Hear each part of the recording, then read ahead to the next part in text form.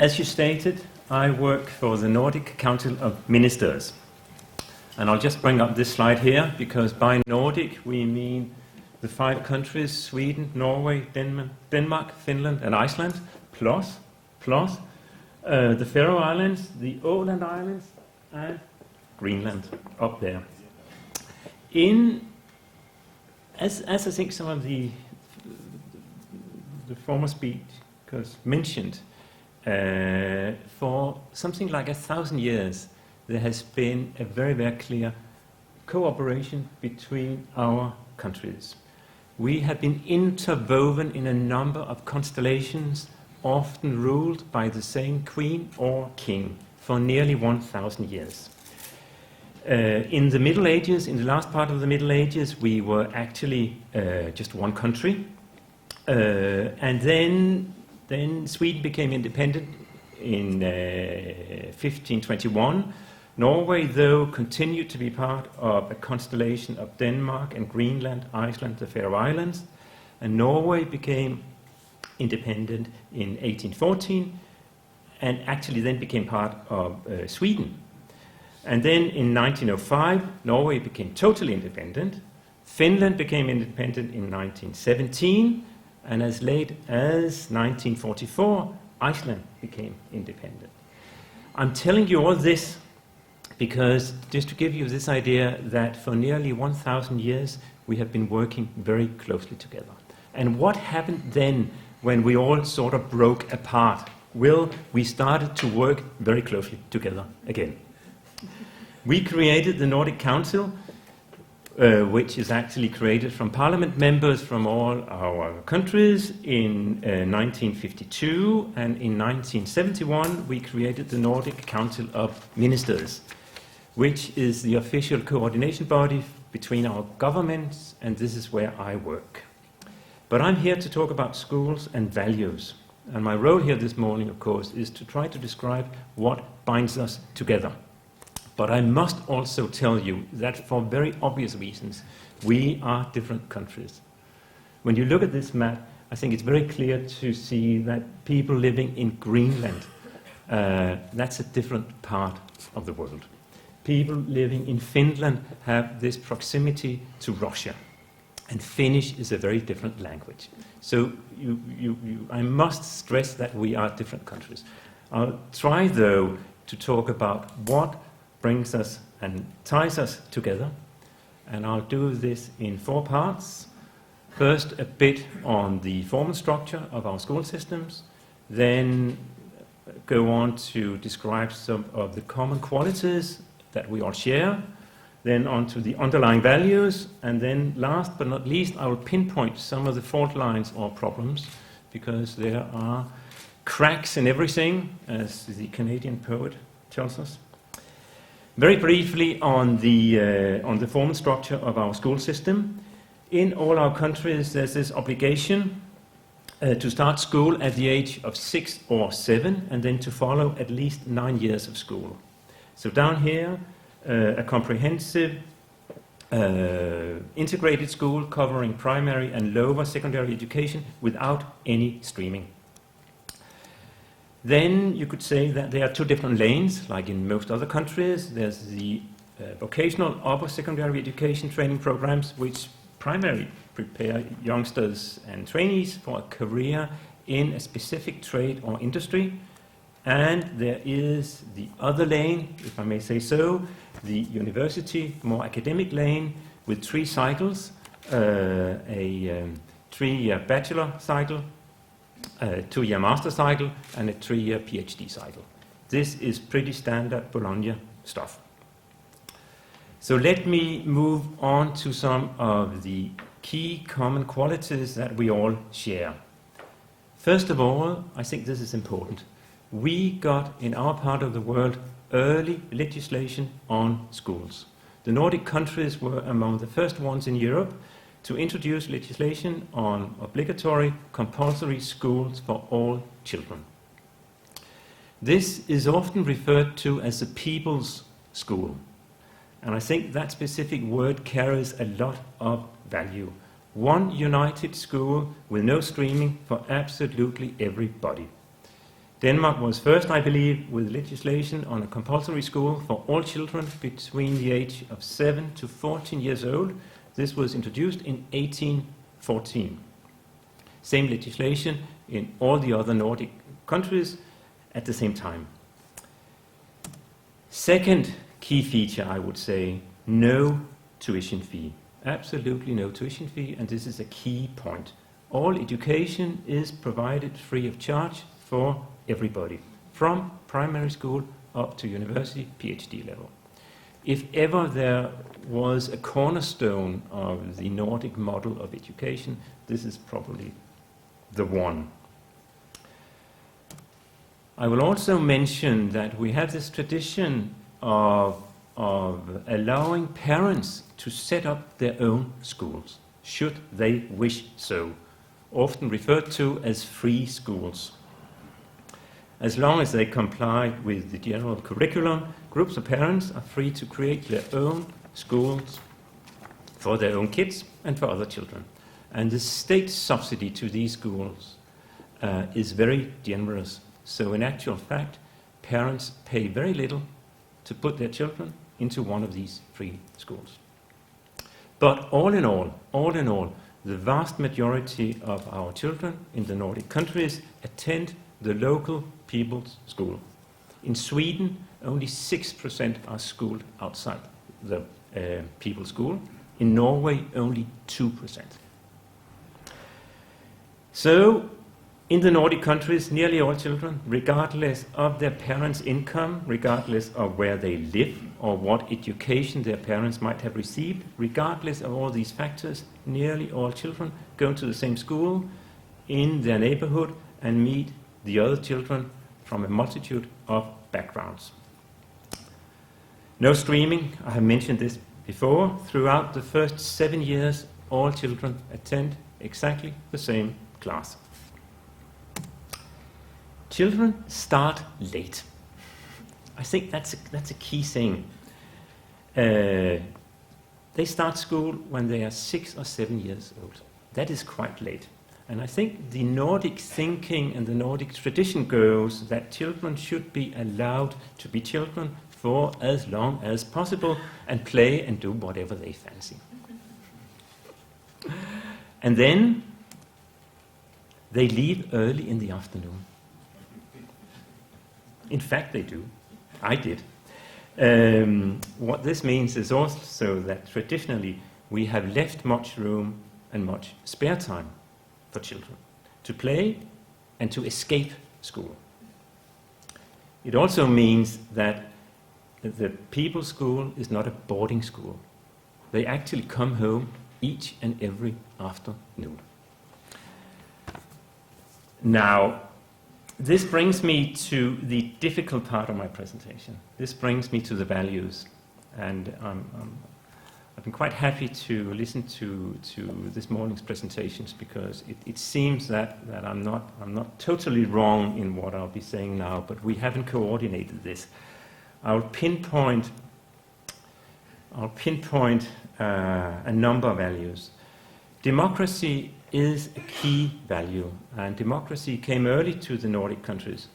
In Denmark it came in 1849, and I should say that it came in full in 1915 with voting rights both for men and women, and similar in the other countries in our Nordic region. And that is actually quite early. In the United States, women got voting rights in 1920, in France in 1945, and in Greece in 1952. Perhaps I would like to dwell a bit on democracy, because schools and primary education in the Nordic region is seen as a process to build young people to be happy, outgoing, creative, and partaking citizens in a democratic society. That is a lot. When I read, let's say, the British School Act, I had to go through pages and pages of definitions and duties and sanctions. The school acts in our countries are very different. And I would I'll just show you the first paragraph of the Danish School Act. You must forgive me, and if this is videotaped, I have to have disclaimer here. It's not the official translation. It's my own translation, but I think it will give you the drift of what it says. This is the first paragraph. In close collaboration with parents, the school must give knowledge and tools to the students, thereby prepare them to further education and studies and give them a desire to learn more. The school must establish an environment to encourage students to seek knowledge and insight and find pleasure in studying and grow an entrepreneurial spirit. Must prepare students to active participation in a society based on freedom of spirit, equality and democracy. And this is literally the first word in the School Act. It's beautiful, isn't it? Right. Next, underlying value is perhaps not a value, but I'll mention it anyway. I think in the Nordic countries we have a special way with authority. I think other people will say that we have a very relaxed way about authority. We have this tendency to dislike outward signs or display of authority. You might be powerful, but please do not display it. A subtle Nordic way to handle authority can indeed be confusing to people from other parts of the world. But we try to give authority a friendly face. And I'm mentioning this because it has to do with the relation between teacher and student. And it has to do with the relationship, or the relation between teacher and teacher and parent. We try to make most things happen by agreement, negotiation, and consensus, which actually lead me to the next key value, equality, which has also been mentioned this morning. It is important to see that a very egalitarian approach and attitude is omnipresent in the Nordic societies. There's this belief in the equality of all people, especially in political, economic, and social life. You can see it reflected in our tax system and in our tradition to supply healthcare and education free of charge. And this is why education is so important, and this is why the People's Schools were introduced early on.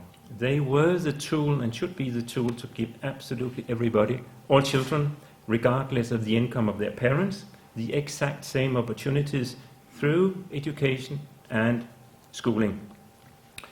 I'll just bring up this testimony from an Irish student. He's from Northern Ireland, and this is Philip. He's in Denmark on an Erasmus scholarship.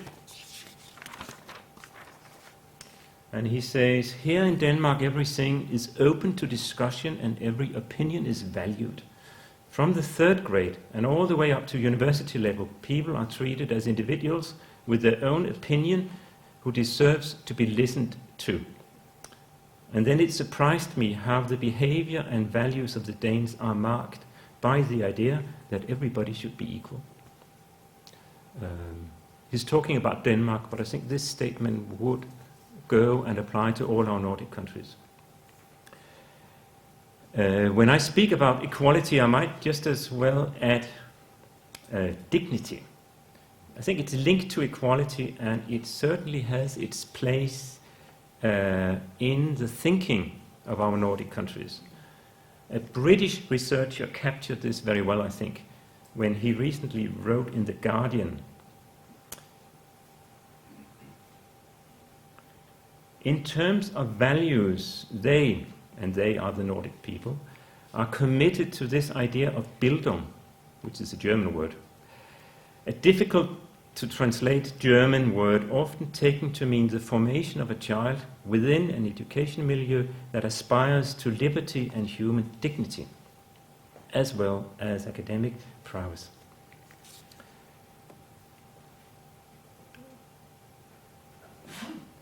The fourth and final value I will mention I don't know if there's a single word for it, but I put it this way: get everybody on board.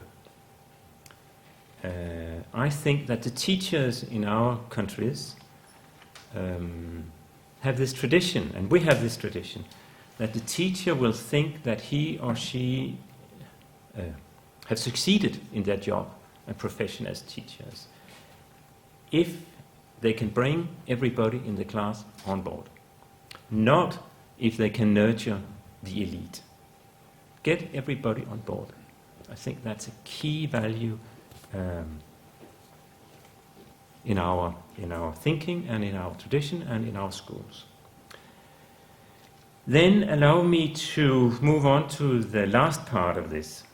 I have called it fault lines and dilemmas. I don't know if it's the right term, but obviously we do have our problems, and for very obvious reasons, the problems we encounter are linked to our qualities, if I might put it that way. They are the flip side, perhaps. The first one, elite versus everybody. When we want all children to attend the same class with no streaming, how can we then at the same time cater for the very clever and the very ambitious?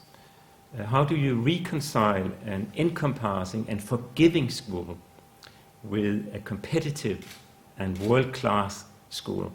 Now that's a dilemma. I do not know the best way to create a nice pathway for the very talented and the very gifted. Either segregate them and early on, or bring them up with all the other kids in the neighborhood and believe that they will flourish anyway. Traditionally, the Nordic countries have opted for the latter, but there might be a risk that we are not good enough to help the very talented. And for many years, in many of the Nordic countries, we have been reluctant to even talk about the elite. But in recent years, things have changed in the discourse, and elite education is now being discussed, and it's being mentioned openly. Then I have to touch on the PISA issue. You all know this, the OECD program for international student assessment. First of all, between our countries there are some huge variations, and I'm not going to tell you why, because I'm not sure I know. Finland is up there, and the rest of us are lower down on this PISA scale thing.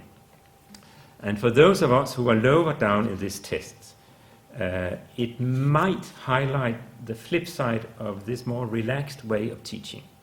If you table on each and every child's own curiosity and own desire to acquire knowledge, now I'm exaggerating, but nevertheless, then they might not be disciplined enough to learn a very specific curriculum at a very specific age. I'm not an expert on PISA, but I can tell you that this is something that many of our politicians are worried about. The dropout rate causes concern in all our countries. I don't think the Nordic region is any worse than many other countries. But there has been in the Nordic countries this catchphrase that children and students must take responsibility for their own learning. Now that is very good if you are supported by academic parents, and if you are committed, and if you have the right tools. But other kids simply need someone, preferably a strong teacher, perhaps a strong male teacher, to tell them what to do in no uncertain terms. So I think we are losing some kids because of that. And that brings me to the next problem, if I may say so, the gender issue. We are by and large losing the boys. They are the ones who drop out to a much larger degree than the girls. I do not know for sure why, but there are a number of factors being mentioned in the debate. Our schools, from primary school and all the way up, are dominated by women. teachers are female. Secondly, it seems like the girls feel more at home and flourish and grow in a school where you are invited to debate, to question, and to articulate. And that many young boys dislike this. And they would rather have a school with clear-cut rules where they know who's a leader, and that is a strong leader. I'm exaggerating, but the tendency is there. In this long list of problematic areas, I will move on to the immigration issue. And it's linked, in a way, it's linked to the gender issue. The boys are often disorientated. Where is the authority? Where are the limits? And what are the consequences of not obeying the rules? Now and then, our schools do not supply that kind of clarity. And it seems to be a bigger problem for the boys of immigrant families. The girls from immigrant families in our countries, they are doing very well. They are actually doing better than average. Boys, their brothers, are not doing very well. They are doing worse than average. Last but not least, I will bring up this term, which probably does not exist in the English language. But I'll try to explain it anyway. I have called it interdisciplinarity.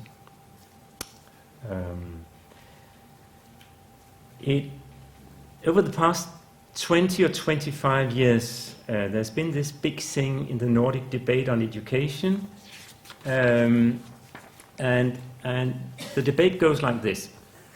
Strong voices have claimed 20 or 30 years ago that young people in primary and secondary schools should focus on interdisciplinarity or cross-disciplinarity. By this, they meant that schools should prepare young people to see how disciplines are interrelated, to see how chemistry relates to environmental studies and it relates to economics and so on and so forth. And the experts felt that this was necessary to prepare young people, children, to a modern society where people could build bridges between disciplines and fields of knowledge. And I think they were absolutely spot on correct. But the question is this: when exactly do you introduce this idea that students must be able to browse and jump or surf across disciplines? When do you introduce it? Very early on or later on when they have acquired solid knowledge in one discipline? The debate is still ongoing, and there's no winner in sight in this debate. But there is a risk that the weaker students might be tempted to go for a full-blown, superficial cross-disciplinarity instead of acquiring any solid knowledge in anything. There's a risk. And there's a big debate in our countries about that. Now, I realize that this last part of my presentation has highlighted some of our concerns and problems, and I think they are important to mention, but I would hate just to leave you with this long list of problems. Therefore, my very last remark will come from this man, who for a number of years built and led the biggest Danish company, the largest Danish company called Nordic.